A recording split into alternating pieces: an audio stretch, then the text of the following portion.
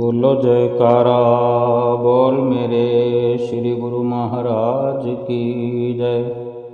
सभी गुरुमुख प्रेमियों से सप्रेम जय सच्चिदानंद।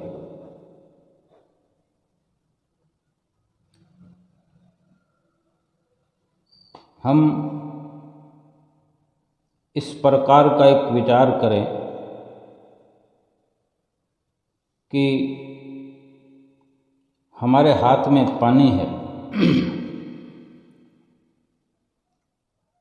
पानी लेकर खड़े हैं और हमारे सामने कोई प्यासा पानी पीने के लिए उत्सुक हो, तैयार हो, जिसे प्यास लगी हो, पानी की मांग हो, उसकी पानी की ख्वाहिश हो, तो हम क्या कहेंगे उसे कि आप अपने दोनों हाथ मिला करके दोनों हाथ का चुल्लू बना लो ताकि मैं उसमें पानी डाल सकूं, क्योंकि आप अपने दोनों हाथ खोल कर खड़े हुए हैं। इस प्रकार बड़े अच्छे से पानी आप नहीं पी सकते। तभी हम उसे ये सलाह देते हैं, उसको ये तरीका बताते हैं। जिसको पानी पीना है और पानी पिलाने वाला उसके सन्मुख खड़ा है और वो ये जिक्र उससे कर रहा है, पानी पीने वाले से, किसी प्यासे से, कि तुम जो हाथ खोल कर खड़े हो, तुम अपने दोनों हाथों को बांध कर, एक हाथ से भी पानी पी सकता है, एक हाथ का भी चुल्लू बनाकर पानी पिया जा सकता है, लेकिन थोड़ा और अच्छे से पानी पीने के लिए दोनों हाथ बांध कर चुल्लू बना ले हो, तो पानी पिलाने वाला भी अच्छे तरह से पानी का जो बहाव है कम करके पानी को बेकार में जाने से बचाकर पूरे का पूरा पानी अच्छे से पिलाया जा सकता है। फिर हमारे कहने पर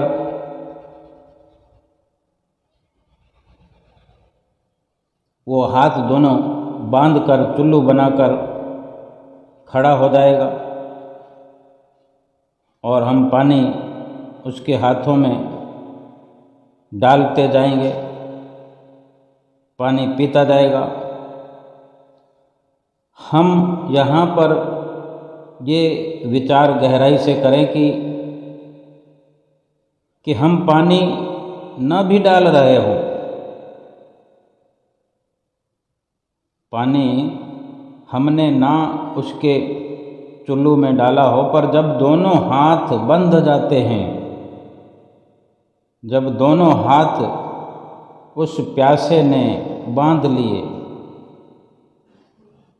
तो पानी उतर ही आता है कि इस प्रकार की मुद्रा में वो खड़ा है, झुका हुआ है, दोनों हाथ को बांधकर मुंह पर लगाए हुए है, पानी पिलाने वाला सामने है, न चाहते हुए भी वो पानी स्वयमेव उसके चुल्लू में उतरने लगेगा, क्योंकि फिर कोई संशय नहीं रह जाता।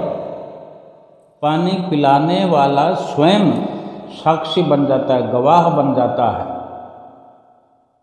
कि वो प्यासा था और पानी पीने के लिए उत्सुक था,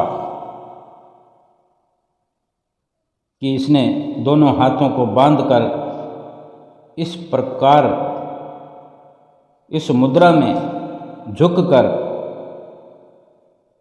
अपनी एक इशारा उसकी तरफ हो गया और इससे बढ़कर फरियाद भी नहीं हो सकती।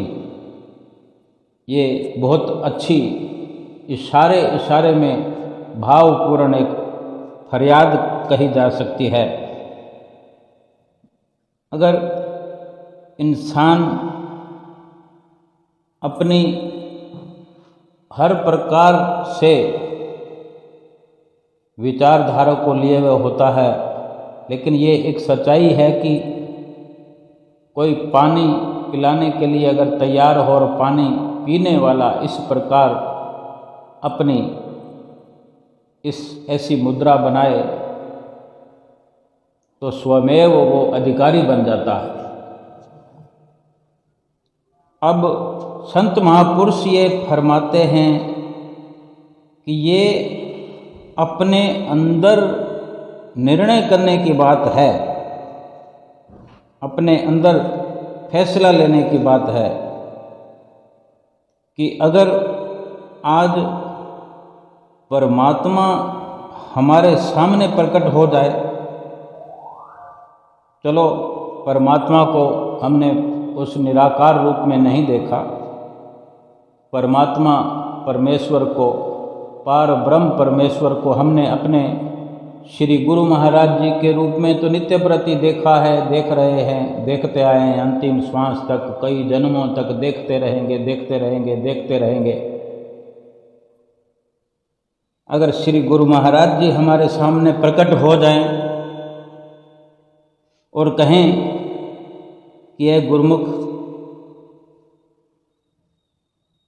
तुम क्या ऐसा कर सकते हो कि मैं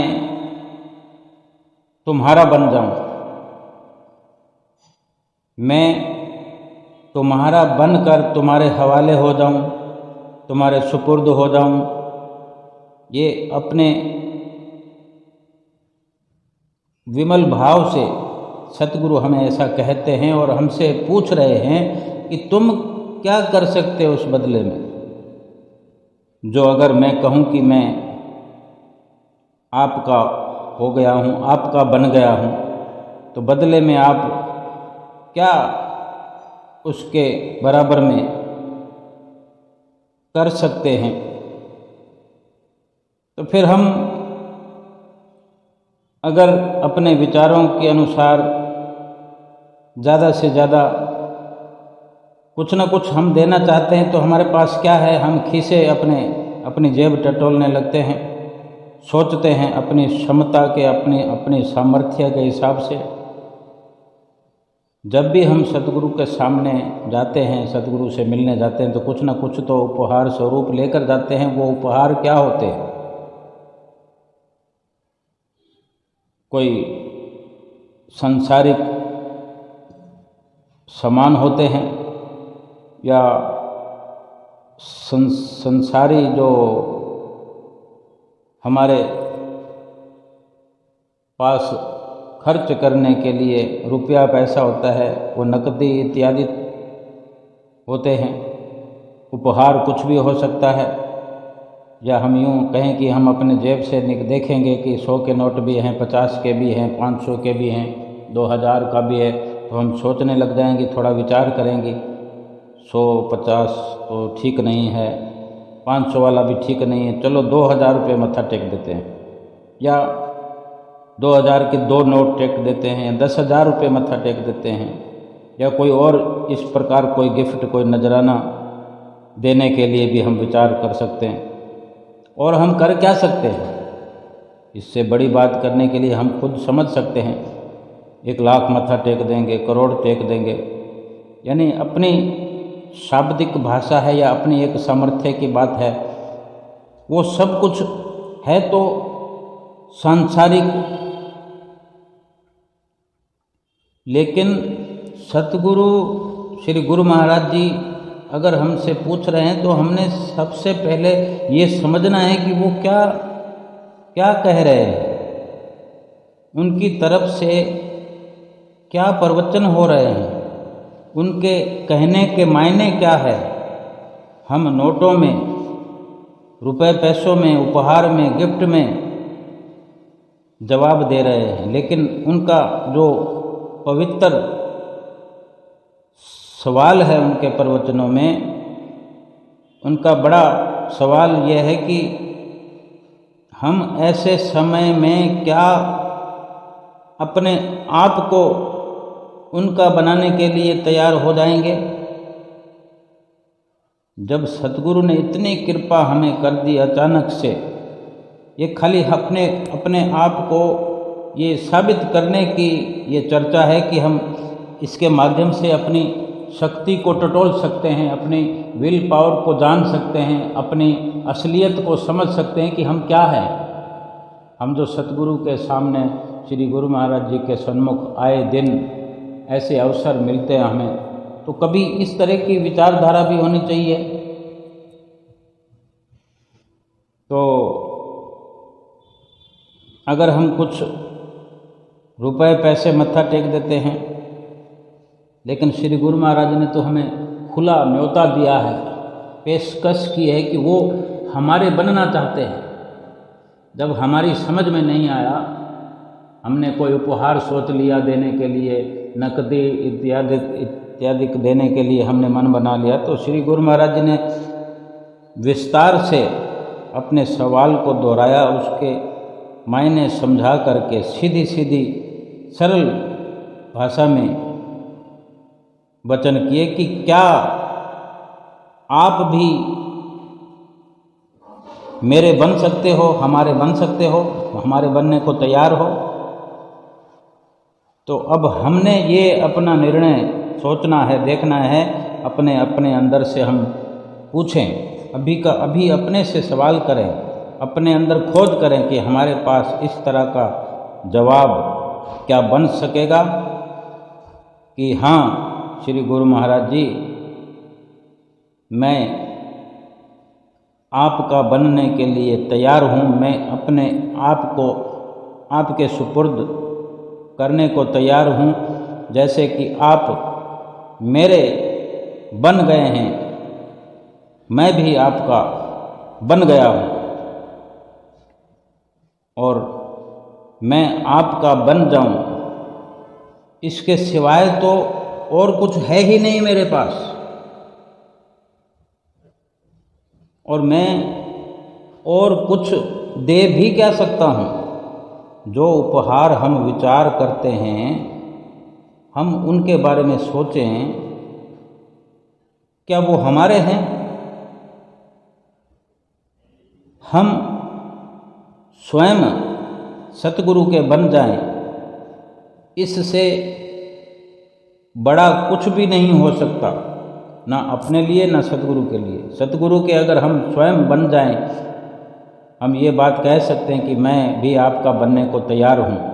ये अहोभाग्य है मेरे, खुश नसीबी है मेरी कि आप मुझे अपना बनाने के लिए तैयार हैं और आप मेरे बन गए हैं। ये भी मैं आपका बारंबार शुक्राना करता हूँ, लाखों लाख शुक्राना करता हूँ। इस उपकार को कभी भूल नहीं सकूँगा मैं तो खुद को ही आपके चरणों में अर्पित करता हूँ। इस प्रकार क्या हम अपने अंदर से देखें, हमारा जवाब ये हो सकता है ऐसे वक्त में, या कभी भी हमने ऐसा सोचा हो कि हमें श्री गुरु महाराज जी का बनना है। श्री गुरु महाराज जी का कैसे बना जा सकता है? श्री गुरु महाराज जी हमारे बन जाएंगे। श्री गुरु महाराज जी ने कह दिया कि हम आपके बनने को तैयार हैं, तो क्या वो हमारे घर पर बैठे रहेंगे, हमारे साथ बैठे रहेंगे संतों महात्माओं की सहित? क्या वो हमारे घर में डेरा डाल लेंगे? ये तो एक अपने और सतगुरु के बीच में जो दूरी है, वो दूरी मिटाई जा रही है। सुंदर निर्मल अपने भाव, अपने उद्गार समर्पित किए जा रहे हैं। अगर हमारे अंदर इस तरह के भाव हैं तो फिर देना लेना कुछ नहीं है, केवल बनना बनाना है। सतगुरु हमारे बन जाए और हम सतगुरु के बन जाएं। वाणी में वर्णन भी आता है कि जे तू मेरा होए रहे तो सब जग तेरा होए। चाहे सतगुरु हमारे बने और हम सतगुरु के बन जाएं, तो सारा संसार फिर हमारे पीछे हो जाएगा, हमारा बन जाएगा, अपना बन जाएगा, हमारे ना चाहते हुए। ये विचार भक्तिवान इंसान के अंदर हर वक्त होना चाहिए, हर समय होना चाहिए। सतगुरु हमारे श्री गुरु महाराज जी हर सूरत में हम गुरुमुख प्रेमियों की भक्ति को बनाना चाहते हैं। हमारी गृहस्थी को तोड़कर नहीं, गृहस्थी के साथ साथ गृहस्थी का भी निभाव होता रहे, गृहस्थी भी हमारी बड़े सुखद प्रवाह में चलती रहे, सुखद प्रकार से गृहस्थी का वहन होता रहे, उसका भी सतगुरु ध्यान रखते हैं, और परलोक भी हमारा संवरता रहे।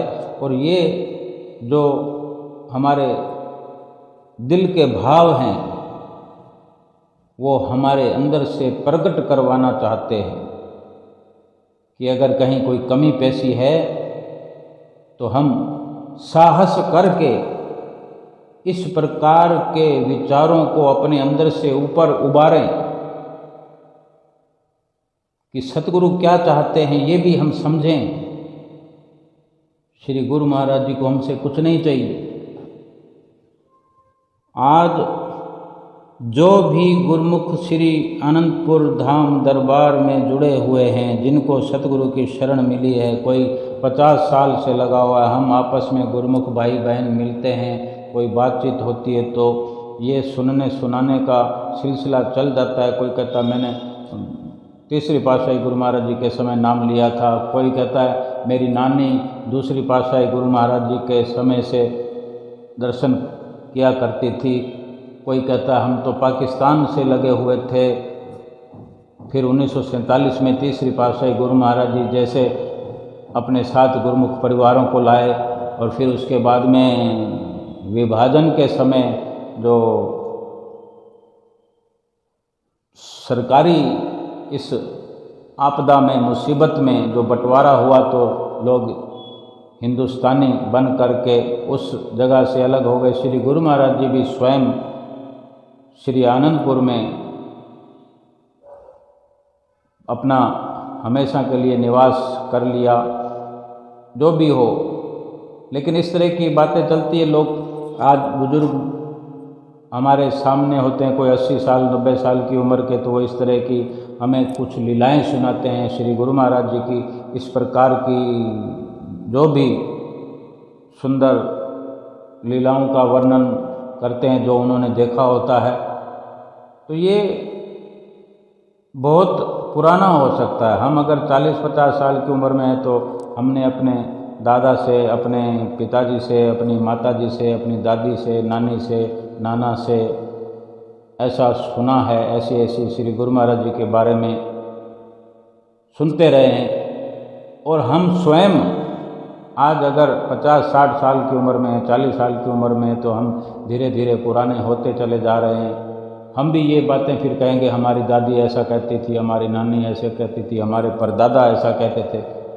अपने बच्चों को, अपने नज़दीकी संपर्क में आने वालों को सुनाएंगे कि हमने तो पंचम पातशाही गुरु महाराज जी के समय से ही हमने 1970 में नाम लिया था, 71 में नाम लिया था, 75 में नाम लिया था, हमने संत नगर में नाम लिया था, हमने तो अमरधाम बम्बई में हम दर्शन करने गए थे, वहाँ पर नाम मिल गया हमको श्री गुरु महाराज जी ने ऐसे नाम दिया, हमको ऐसे नाम दिया, हमको श्री गुरु महाराज जी ने इस प्रकार से थोड़ी देर में ही नाम दे दिया।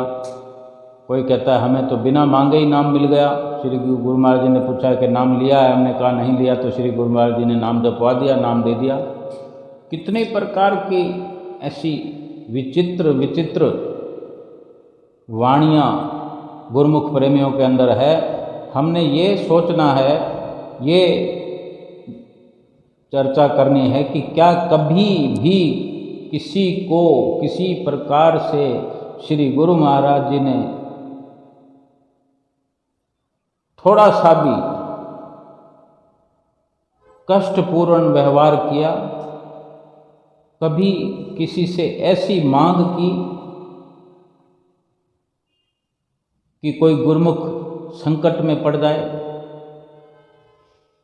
कुछ भी श्री गुरु महाराज जी ने किसी से वार्ता की, किसी से संपर्क किया, बातचीत की, उसमें राज भरा हुआ होता है, रहस्य हो सकता है, लेकिन गुरुमुख का अहित नहीं होता। श्री गुरु महाराज जी ने मोटे तौर पर हम सबको यही सिखाया कि आप हमारे बनकर रहो, जहाँ भी रहो। और ये कितनी महत्वपूर्ण बात है कि अगर हम सतगुरु के बन के रहते हैं, फिर कितनी सुंदरता से हमारा जीवन व्यतीत होता है। तीसरी पातशाही गुरु महाराज जी ने जब लगभग 1939 में वहाँ जो कि कृष्ण द्वारा और उधर टेरी में, सीमा प्रांत में, लकी मरवत में जो सत्संग के बड़े बड़े केंद्र उस वक़्त के हुआ करते थे, वहाँ जो श्री गुरु महाराज जी नित्य प्रति सत्संग का प्रचार किया करते थे, तो वक़्त से पहले ही श्री गुरु महाराज जी ने, जो कि अंतर्यामी है, सब भांप लिया कि यहाँ अब अधिक समय गुजारा नहीं है। सो वहाँ पर बने बनाए मकानों के जब आप श्री गुरु महाराज जी वहाँ से प्रस्थान करने लगे श्री आनंदपुर की ओर, जो कि श्री आनंदपुर की रचना रची जा रही थी, तो वहाँ जब सामान टेंट वगैरह ले जाने थे, क्योंकि वहाँ व्यास पूजा का पर्व आने वाला था, तो श्री गुरु महाराज जी ने वो सामान समेटने की बात कही कि ये ले चलो, वहाँ ज़रूरत पड़ेगी। तब भगत जन, कुछ संत जन वहाँ पर कहने लगे, आप जी के चरणों में विनती करी कि स्वामी जी ये सब यहाँ से पहले लेकर जाएंगे, फिर वापस लेकर आएंगे, तो क्यों ना ये यहीं रहे, या फिर वहाँ ले जाएं तो फिर वापस लाने की ज़रूरत नहीं रहे, यहाँ पर फिर से इंतज़ाम कर लिया जाएगा। जब ऐसा हुआ तो श्री गुरु महाराज जी ने कहा कि फिर वहाँ से वापस लाने की ज़रूरत नहीं पड़ेगी, बस वहाँ ले चलो। तो फिर कोई क्या कह सकता था, और लीलाधारी भगवान कौन सी लीला कर रहे हैं, कौन से वक़्त के लिए आप इशारा कर रहे हैं, ये तो वक्त आने पर ही पता होता है, पता लगता है। श्री गुरु महाराज जी ने ये भी वचन फरमाए कि सब लोग उस वक़्त में जितने भी लोग संपर्क में थे वहाँ के, कि सब लोग यहाँ से चलो, श्री आनंदपुर के आसपास चल के रहो, अपनी गृहस्थी बसाओ और वहीं कोई काम धंधा देखो, यहाँ नहीं रहना, हमारे साथ चलो और सुखपूर्वक वहाँ जीवन व्यतीत करोगे। तो बहुत से परिवार वहाँ गए श्री गुरु महाराज जी का कहना मानकर, जो नहीं गए वो तो वहीं रह गए, लेकिन उस वक़्त कहना मानकर बहुत से परिवार जो गए वो वहाँ पर अशोक नगर में रहे कुछ समय तक। 1939 की बात है ये। तो कुछ समय वहाँ रहने के बाद किसी का काम नहीं चला, किसी का मन नहीं लगा, तो धीरे धीरे करके बहुत से लोग वापस आ गए। फिर वहाँ वापस पाकिस्तान, टेरी, लकी मरवत, जहाँ आसपास के लोग थे वो सब वहाँ फिर वापस कुछ समय रहे, और देखते देखते पता लगा कि फिर हिंदुस्तान और पाकिस्तान बन गया, विभाजन हो गया। 1947 की जो लड़ाई हुई, जो दंगे फसाद हुए, उस वक़्त फिर श्री गुरु महाराज जी की वो बातें, श्री गुरु महाराज जी के प्रवचन लीला भर की बनकर उनके मस्तक पर उभरी कि श्री गुरु महाराज जी ने हमारे भले के लिए कहा था। हमने बात नहीं मानी, जो आज यहाँ दुखों का मुंह देखना पड़ा। हम थोड़ी बहुत परेशानी और थोड़ी बहुत मुसीबत नहीं सहन कर पाए और वापस यहाँ चले आए, और आज इतने मुसीबत में फंस गए हैं, और फिर भी श्री गुरु महाराज जी ने दया करके फिर ऐसा अवसर बख्शा कि फिर वही के वही लोग सरकारी हुक्म से फिर हिंदुस्तान में ही आ कर के रहे। इस प्रकार से हम अगर देखते हैं तो श्री गुरु महाराज जी हर कार्यवाही ऐसी करते हैं कि हमारा हित होता है, हमारी भलाई होती है, लौकिक भी भलाई होती है और परलौकिक भी। अगर संसारिक नज़रिए से देखें तो भी भलाई है और परमार्थिक नज़रिए से देखें तो भी भलाई है। भलाई ही उनके वचनों में छिपी है, भलाई ही उनकी हर कार्रवाई में निहित है, छुपी हुई है। क्योंकि आप श्री गुरु महाराज जी इस धरती पर अवतरित ही हम गुरुमुख प्रेमियों का भला करने के लिए हुए हैं। कभी चाहते नहीं सतगुरु कि हमारे गुरुमुख किसी मुश्किल में फंस जाएं। उनकी मुश्किलों को वक्त से पहले आसान कर दिया करते हैं। हम भली भांति ये कह सकते हैं, गुरुमुख जन अवश्य कह सकते हैं, गुरुमुखों ने हर पल महसूस किया है कि श्री गुरु महाराज जी ने हमारे लिए ये रचना रचा दी। चाहे 7 समुंदर पार बैठे हों तो भी उनकी जुबान से उच्चारण बहुत बार होता रहता है कि ये मेरे श्री गुरु महाराज जी ने लीला रचाई है। वो सब जानते हैं। मुझे नहीं मालूम था कि मेरे पर कौन सी विपदा आने वाली है, लेकिन मेरे सतगुरु जानते थे। उन्होंने ये लीला रचाकर मुझे मुसीबत में पड़ने से ही बचा लिया। मुसीबत से नहीं बचाया, बल्कि मुसीबत में पड़ने ही नहीं दिया। ये असर सारा सतगुरु की आज्ञा मानने में है, सतगुरु का बन के रहने में ये सारा कुछ संजोग बनता है। कुदरत ऐसी रचना रचाती है।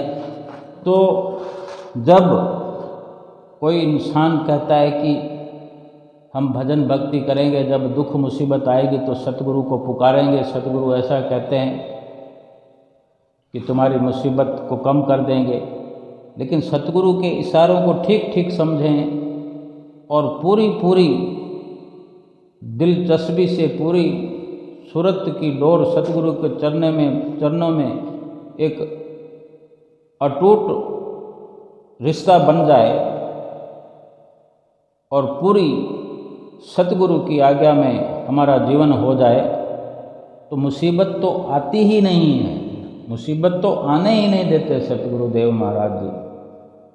मुसीबत से क्यों निकालेंगे? मुसीबत को ही निकाल देंगे हमारे जीवन से। जो हमारे लेख में मुसीबतें हैं, जो हमने पाप किए हैं, हमने गुनाह किए, हमने जो भूलें की हैं,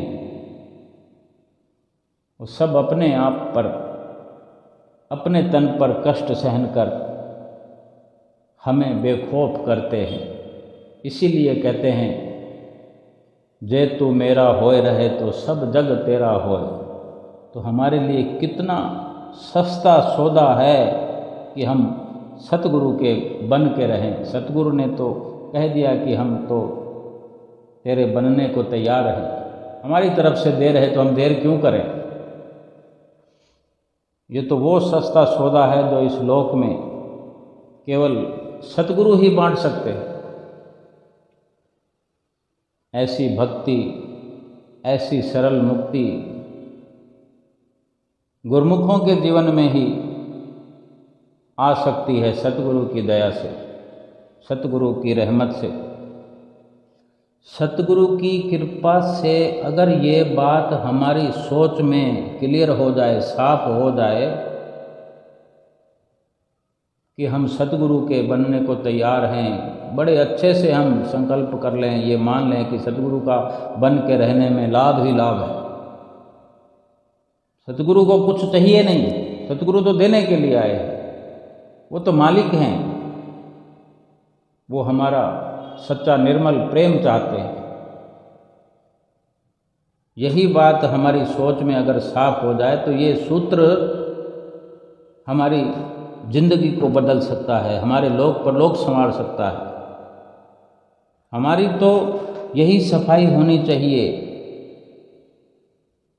हमारी बातों में यही सच्चाई उजागर होनी चाहिए कि मैं तो तैयार हो गया हूँ, मैं तो तैयार हूँ, मैं तो सतगुरु का बन गया हूँ, मेरे अंदर अब कोई संशय नहीं है, मुझे तो सतगुरु का बनने पर ही लाभ है। सतगुरु के पावन वचन हैं कि जो धर्म के दांव पर लग जाते हैं खुद, यानी हमने जीवन की बाजी इस भक्ति पर लगा दी, अपने आप को भक्ति के दांव पर लगा दिया, स्वयं को लगा दिया। हमें तो किसी ना फिर हार की चिंता होगी ना जीत की चिंता होगी। जो अधिकतम और अनंत धैर्य रखने के लिए राजी हैं, इस धीरज को जो धारण कर सकता है, जो ऐसा धैर्य अपने अंदर बना सकता है, उनको सतगुरु की कृपा से सब कुछ मिल जाता है और बिना प्रयास के मिलता है। सारी दुनिया तो पच मरती है और वो प्राप्त नहीं कर सकती जो एक गुरुमुख, एक सच्चा गुरुमुख, सच्चा सिख, सच्चा शिष्य, उन्हें तो पलक झपकते जरूरत की चीज़ सतगुरु मुहैया करा देते हैं, चाहे वो अपना गुरुमुख उनका कहीं भी खड़ा हो। मुश्किल की घड़ी आने से पहले ही उसको उबार लेते हैं। हम जब श्री गुरु महाराज जी के चरणों में पहुंचते हैं तो हमें क्या प्रसाद मिलता है? दर्शन मिलते हैं, दर्शनों के बाद प्रसाद मिलता है, श्री आरती में दर्शन मिलते हैं, श्री आरती में दर्शनों के बाद दर्शन करते हुए, श्री आरती करते हुए फिर प्रसाद मिल जाता है। वो प्रसाद जो मिलता है उसमें ऐसा क्या है? जब प्रसाद पर हमारी नज़रें गड़ जाती है, जो प्रसाद देने वाले आते हैं, तो हम दोनों हाथ करते हैं, कभी एक हाथ करते हैं।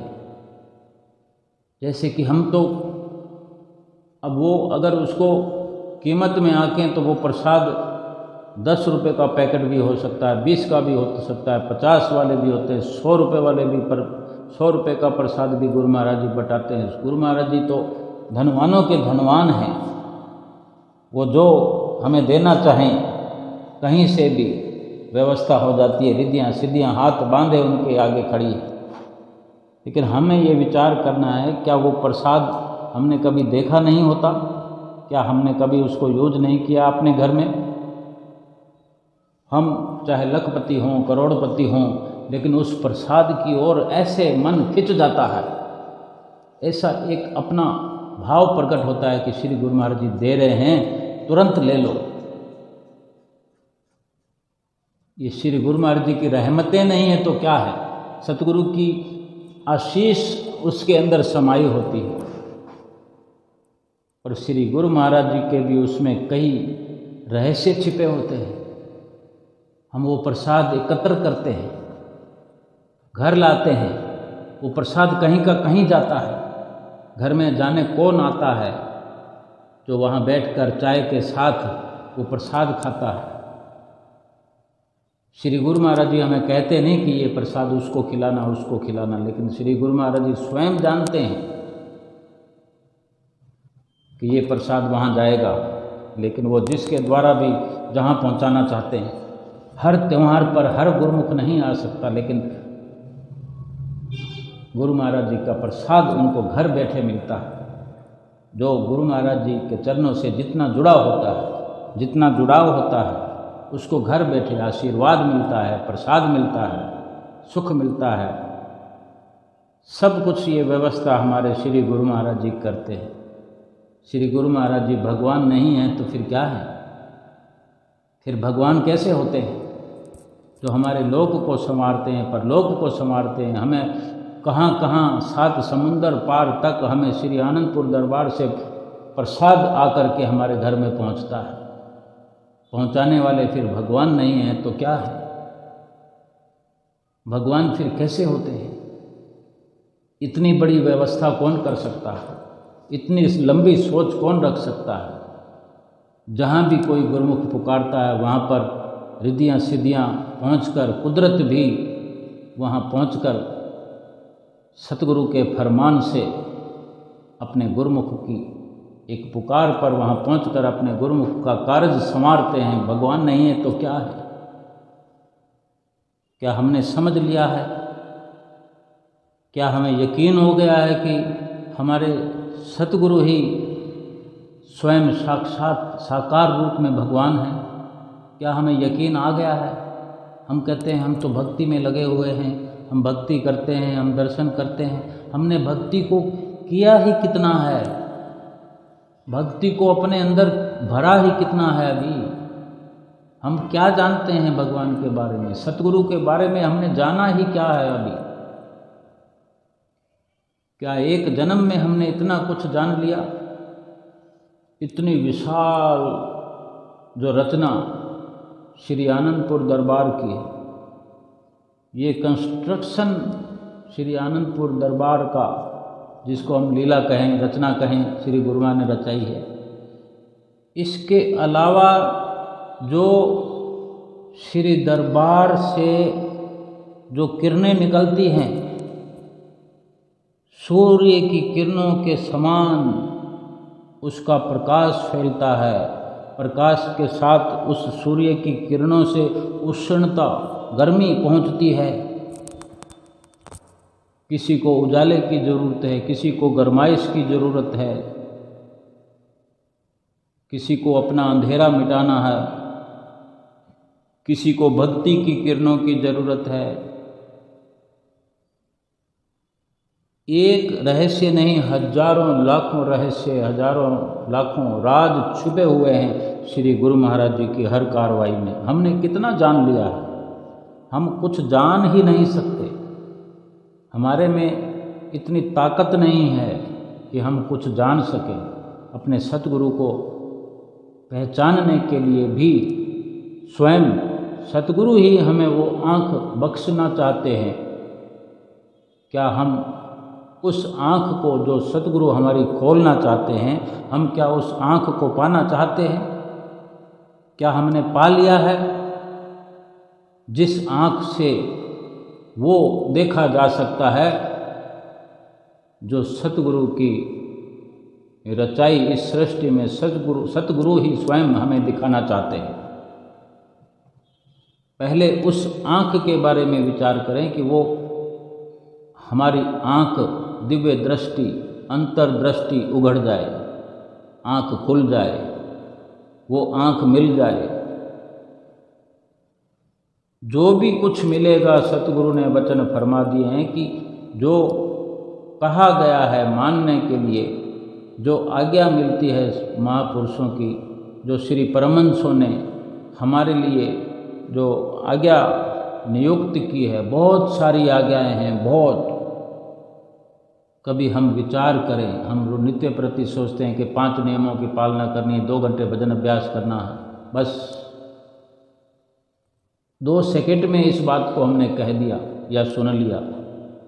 अगर गहराई में जाएं तो कदम कदम पर सतगुरु की आज्ञा है, कदम कदम पर राह चलते हुए बहुत सारे फरमान हैं।